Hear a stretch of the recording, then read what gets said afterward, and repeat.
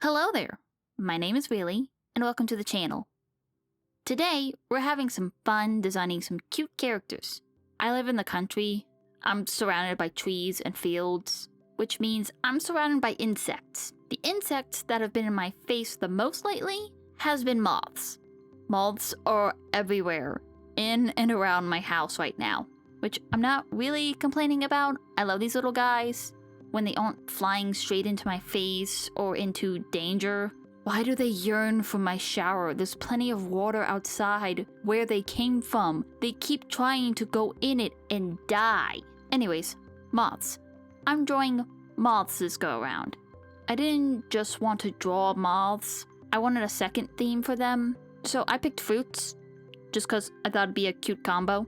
Alrighty, enough yapping. Let's jump into the designs. For this project, I wanted to do 3 characters. To keep track of everything for this project, I used Milanote to keep all my references and planning stuff in order. No, this is not a sponsor. I legit just like planning bigger projects with this. So here's the boards I made for each moth. For moth 1, I chose a Cecropia moth with the fruit black cherry.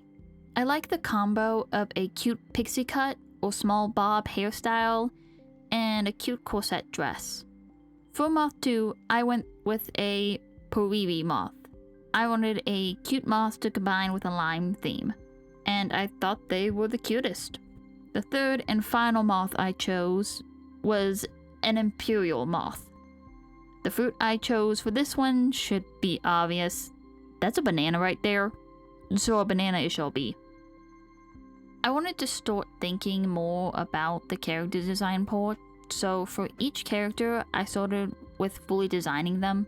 I knew for sure I wanted her to have a cute little bob and a dress with a corset. So, I made a base form and tried to figure out her hair first. Then I started on her outfits. Once I started working on the dress, I kept thinking about ruffles and bows. Then I noticed how fluffy the moth is, and I figured I should give them something as fluffy as they are. So I gave her a fluffy boa, and I realized I hadn't even done anything with the cherries, or even given her the corset at all. So I finally did, and that was when I was happy with the design.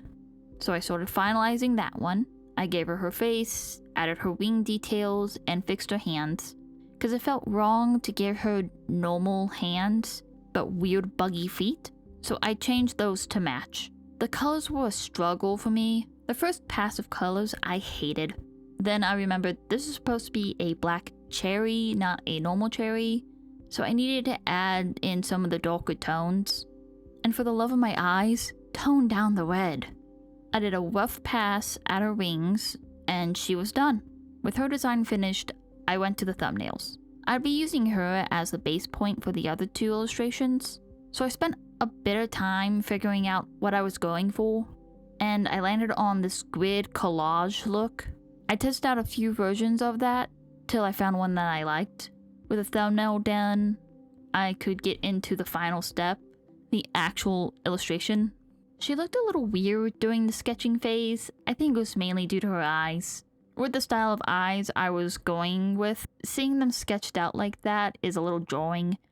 It looks like she's been traumatized by something. I'm glad that I changed her hands to be more insect-like, because I didn't even draw her feet in the illustration, so that aspect would have been lost if I didn't change them. Instead of doing a smaller, chibi her in the background, I instead drew her turned around. I felt like I wasn't showing enough of her wings. She has very detailed wings, and they should be on display, even if actually coloring them was a struggle for me. It must be done. Line art was straightforward. I thinkened up the areas that needed it. Since I'm basing these characters on certain moths, let's have some fun facts about these little critters. Cecropia moth is the largest native moth to North America, found mainly across the east. But they've also been spotted as far west as Washington and as north as Canada.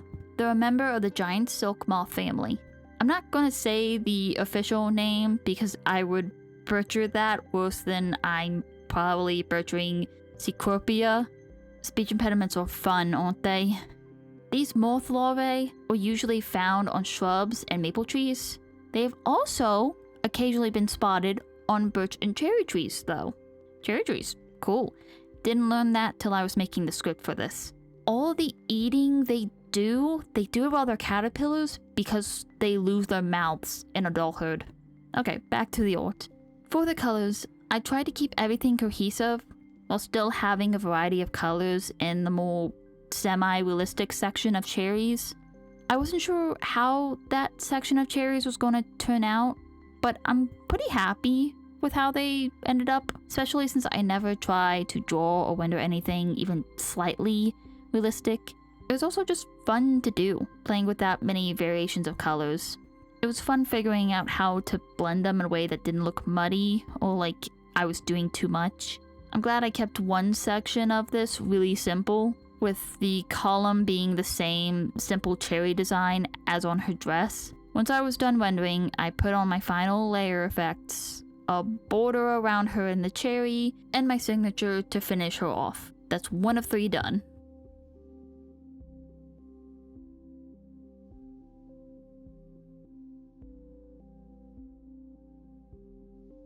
On to Moth 2, also known as Lime Moth. For this character, I had the idea of flowy clothes and lock hair buns.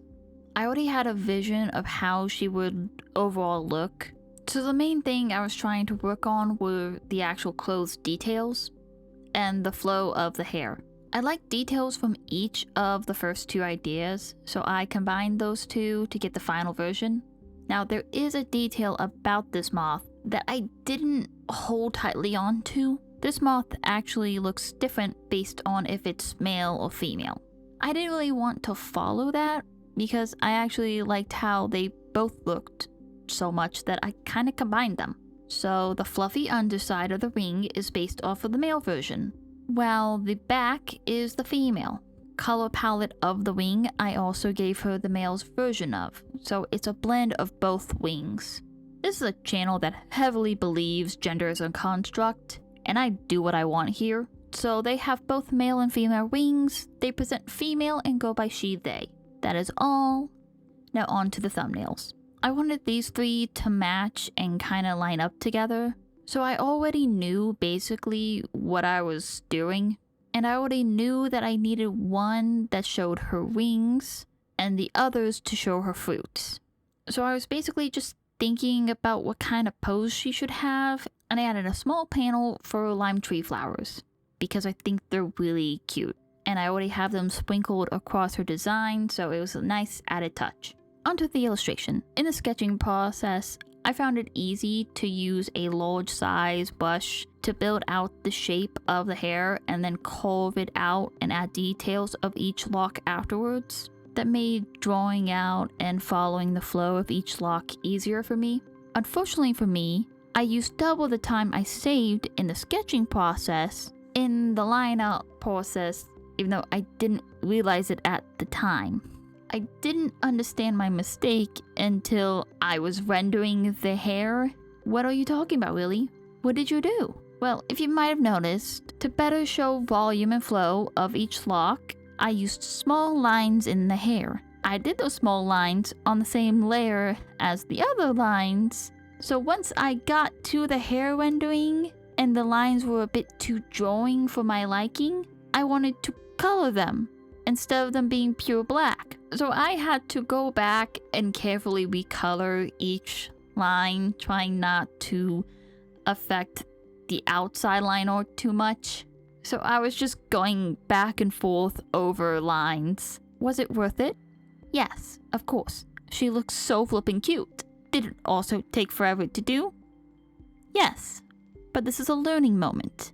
Small details that you are repeating often should not be put on the same layer as the whole line art. Just save yourself some trouble in the future if you want to go back and change that. Be smarter than me. Please. Anyways, enough moaning about my lack of forethought. Let's talk about the things I actually really like about this piece and the process of making it. And that's basically the whole thing outside of that little slip up. Out of the three, this one is my favorite. I love the color palette. I love the rendering of the lines and the little flowers. I love how soft her skirt is. I just love her design in general. I think she's so cute and I'm very happy with her. Okay, Poriwi moth time. This moth can be found in the North Island of New Zealand. It is New Zealand's largest moth. As I mentioned before, the male and female moths look a little different. This moth has sexual dimorphism, so the males are lighter colored and smaller. The wingspan on them boys is 100 millimeters or 3.9 inches. They're 2 inches smaller than the females, with 150 millimeters or 5.9 inch wingspans. The females also have darker colorations. The moth is named after the Poriwi tree that commonly hosts it. They live in other trees as well, one of them being the non-native lemon tree. I guess they like lemons more than limes. Oh well, not changing the fruit now. With my usual finishing touches all done, my lime Poriwi moth is finished.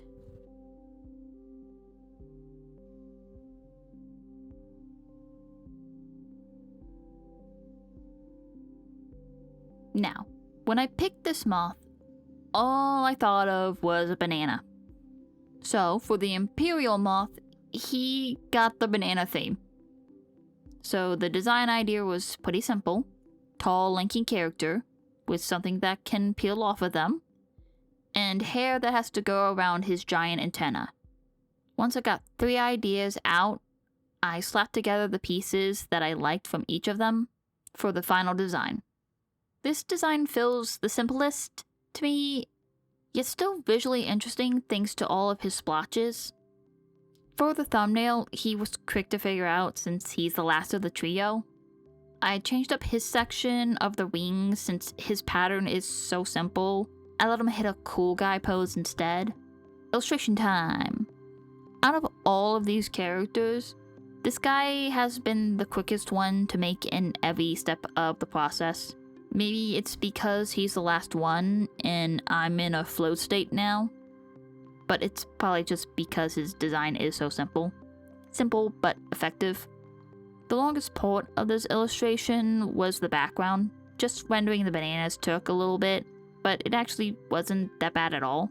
Alright, let's jump into the last batch of moth facts. Quick and easy with this one.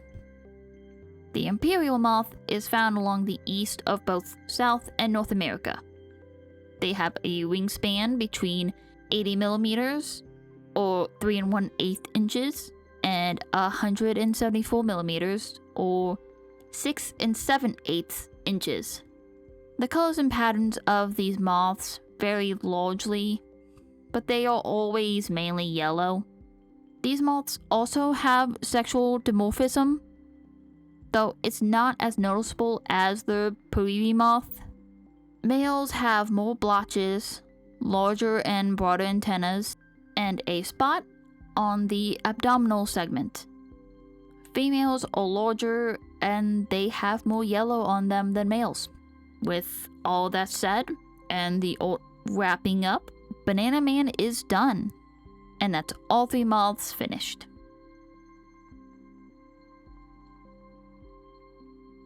Here are all 3 of our lovely moth characters.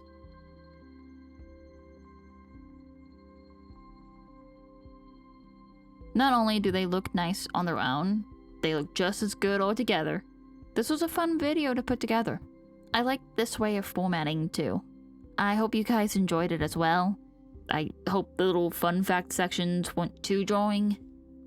I've always liked shows and videos about different animals growing up. It felt like a little peek into a world that I knew I would never see otherwise. Since I'm making so many different characters using these animals or insects, I thought it'd be a fun little thing to sprinkle in. Okay, yapping's all done for now. I'll see you in the next video. Bye bye!